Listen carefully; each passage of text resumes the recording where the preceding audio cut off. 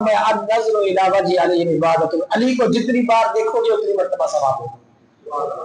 تو فرمایا میں اس لیے مسکرا رہا تھا کہ علی وہ عظیم ہستی ہے کہ جس کو دیکھو تب بھی ثواب ملتا ہے، جس کا ذکر کرو تب بھی ثواب ملتا ہے، جس کا نام لو تب بھی۔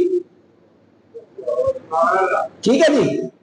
اب اس بات کو سمجھنے کے بعد کہ حضرت مولا کائنات شہنشاہ ولایت حضرت علی شیر خدا رضی اللہ تعالیٰ عنہ جنہیں حضور نے مولا فرما دیا، حضرت مولا کائنات رضی اللہ تعالیٰ عنہ، آپ کی محبت، آپ کا ادب، آپ کی تعظیم، آپ کا ذکر، یہ ساری چیزیں اہل سنت کا نصیب ہے۔ سمجھ گئے بات؟ یہ ساری چیزیں اہل سنت کا نصیب ہیں۔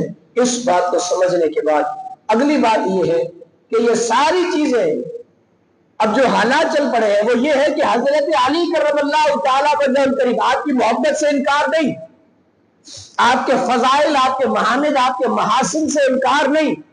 اگر کوئی کرے گا تو وہ کبھی اہل سنت سے نہیں ہوگا۔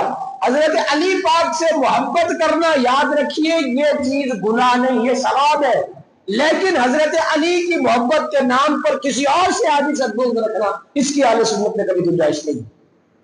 حضرت علی کی محبت یہ اہل سنت کے ایمان کا حصہ ہے، لیکن اس کا مطلب یہ نہیں ہے کہ علی پاک کی محبت کا اولا لے کر، حضرت علی پاک کی محبت کا بہانہ کر کے انسان صحابی کی گستاخی یا بے ادبی شروع کر